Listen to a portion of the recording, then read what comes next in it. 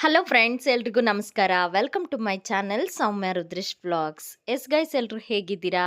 Hope ಎಲ್ಲರೂ ಚೆನ್ನಾಗಿದ್ದೀರಾ ಅಂತ ಭಾವಿಸ್ತಾ ಇವತ್ತಿನ ವಿಡಿಯೋನ ಶುರು ಮಾಡ್ತಾ ಇದ್ದೀನಿ. ಒಂದು ಕುಕ್ಕಿಂಗ್ ವಿಡಿಯೋ ಜೊತೆ ಇವತ್ತು ಬಂದಿದ್ದೀನಿ. ಬೆಂಡೆಕಾಯಿ ಪಲ್ಯ ತುಂಬ ಜನ ತುಂಬ ಥರ ಟ್ರೈ ಮಾಡಿರ್ತೀರಾ. ಈ ರೀತಿಯಾಗಿ ಒಮ್ಮೆ ಟ್ರೈ ಮಾಡಿ ನೋಡಿ. ಅಂದರೆ ಲೋಳೆ ಲೋಳೆ ಆಗುತ್ತೆ. ಯಾವ ಥರ ಆ ಥರ ಆಗಬಾರ್ದು ಅಂದರೆ ಏನು ಮಾಡಬೇಕು ಅಂತ ನನಗೆ ಗೊತ್ತಿರೋ ಕೆಲವು ಟಿಪ್ಸ್ನ ನಿಮ್ಮ ಜೊತೆ ಶೇರ್ ಮಾಡ್ಕೊಳ್ತಾ ಇದ್ದೀನಿ.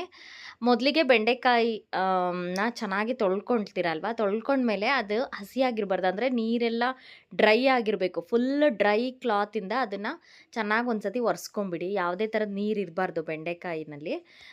ತೊಳೆದಿರೋ ಅಂಥ ನೀರು ಯಾವುದೇ ಕೂಡ ನೀರಿನ ಹನಿಗಳು ಇರಬಾರ್ದು.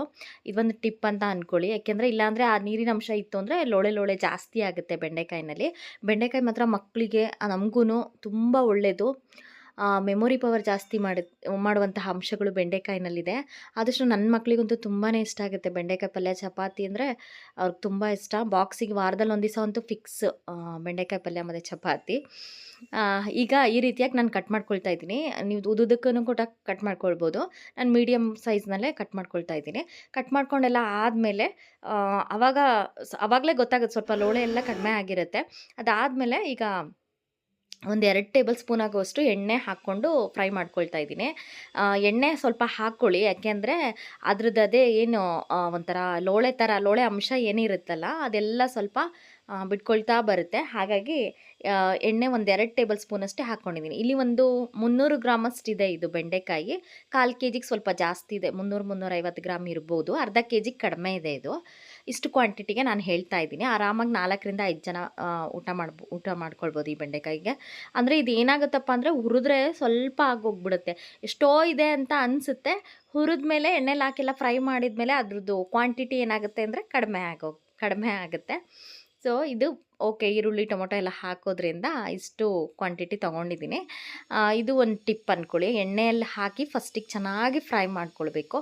ಫ್ರೈ ಮಾಡೋದ್ರಿಂದ ಇದು ಇದ್ರ ಲೋಳೆ ಕಡಿಮೆ ಆಗುತ್ತೆ. ಉದ್ರಾಗಿ ಚೆನ್ನಾಗೂ ಆಗುತ್ತೆ ಪಲ್ಯ.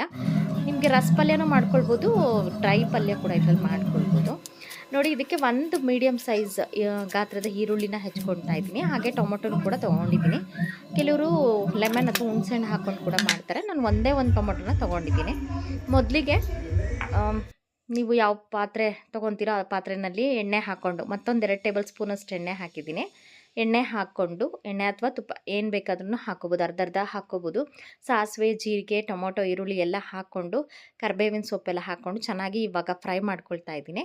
ಫ್ರೈ ಮಾಡಿಕೊಂಡು ಸ್ವಲ್ಪ ಅರಿಶಿನನೂ ಕೂಡ ಹಾಕ್ಕೊಳ್ತಾ ಇದ್ದೀನಿ. ಕಲರ್ಫುಲ್ಲಾಗೂ ಇರುತ್ತೆ, ಚೆನ್ನಾಗೂ ಇರುತ್ತೆ, ಹೆಲ್ತಿಗೂ ಕೂಡ ಒಳ್ಳೆಯದು. ಹಾಗಾಗಿ ಅರಿಶಿನನೂ ಹಾಕ್ಕೊಂಡು ಚೆನ್ನಾಗಿ ಮಿಕ್ಸ್ ಮಾಡ್ಕೊಳ್ತಾ ಇದ್ದೀನಿ. ಒಮ್ಮೆ ನೋಡ್ಬೋದು, ಚೆನ್ನಾಗಿ ಮಿಕ್ಸ್ ಮಾಡ್ಕೊಳ್ತಾ ಇದ್ದೀನಿ. ಇವಾಗ ಇದಾದಮೇಲೆ ಸ್ವಲ್ಪ ಒಂದು 2 ನಿಮಿಷಗಳ ಕಾಲ ಅದನ್ನು ಬೇಯಲಿಕ್ಕೆ ಬಿಟ್ಬಿಡಿ. ಟೊಮೊಟೊ ಎಲ್ಲ ಸ್ವಲ್ಪ ಮ್ಯಾಶ್ ಆಗಬೇಕು. ಅದಕ್ಕೋಸ್ಕರ ನಾನು ಸ್ವಲ್ಪ ಉಪ್ಪನ್ನು ಕೂಡ ಸೇರಿಸ್ಕೊಳ್ತಾ ಇದ್ದೀನಿ. ಉಪ್ಪು ಹಾಕೋದ್ರಿಂದ ಬೇಗ ಈ ಒಂದು ಟೊಮೊಟೊ ಮತ್ತು ಈರುಳ್ಳಿ ಎಲ್ಲ ಚೆನ್ನಾಗಿ ಬೇಗ ಕುಕ್ ಆಗುತ್ತೆ, ಬೆಂದ್ಕೊಳ್ಳುತ್ತೆ.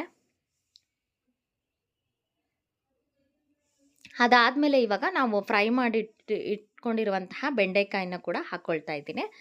ಇದೇನಪ್ಪ ಅಂತಂದರೆ ಚೆನ್ನಾಗಿ ಮಿಕ್ಸ್ ಮಾಡ್ಕೊಳ್ಬೇಕು. ಇದನ್ನು ಬೆಂಡೆಕಾಯಿನೆಲ್ಲ ಹಾಕ್ಕೊಂಡು ನೋಡಿ, ಈಗಲೇ ಸ್ವಲ್ಪ ಉದ್ರಾಗಿ ಬಂದಿದೆ. ಇಷ್ಟೇ, ಸ್ವಲ್ಪ ನೀರಿನ ಅಂಶಗಳಿಲ್ಲದೆ ನನಗೆ ಹೊರಿಸ್ಕೊಂಡು ಅದನ್ನು ಎಣ್ಣೆನಲ್ಲಿ ಚೆನ್ನಾಗಿ ಫ್ರೈ ಮಾಡ್ಕೊಳ್ಬೇಕು. ಇವಾಗ ಇದನ್ನು ಚೆನ್ನಾಗಿ ಮಿಕ್ಸ್ ಮಾಡ್ಕೊಳ್ಳಿ. ಇದೆರಡು ಟಿಪ್ ಫಾಲೋ ಮಾಡಿ. ಹಾಗೆ ಇದನ್ನೆಲ್ಲ ಚೆನ್ನಾಗಿ ಮಿಕ್ಸ್ ಮಾಡಿಕೊಂಡು ಇದನ್ನು ಒಂದು 2 ನಿಮಿಷಗಳ ಕಾಲ ಇದಕ್ಕೇನು ಆ್ಯಡ್ ಮಾಡದೇ ರೀತಿಯಲ್ಲಿ ಲೋ ಫ್ಲೇಮಲ್ಲೇ ಹಾಗೆ ಬಿಟ್ಬಿಡಬೇಕು.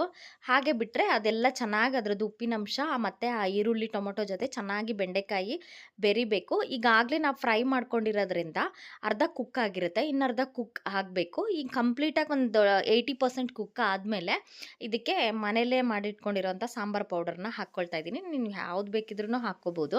ಅದಕ್ಕೆ ನಾನು 1 ಚಮಚದಷ್ಟು ಬೆಲ್ಲನೂ ಕೂಡ ಸೇರಿಸ್ಕೊಳ್ತಾ ಇದ್ದೀನಿ. ಇದು ಮೈನ್ ಇಂಗ್ರೀಡಿಯೆಂಟು.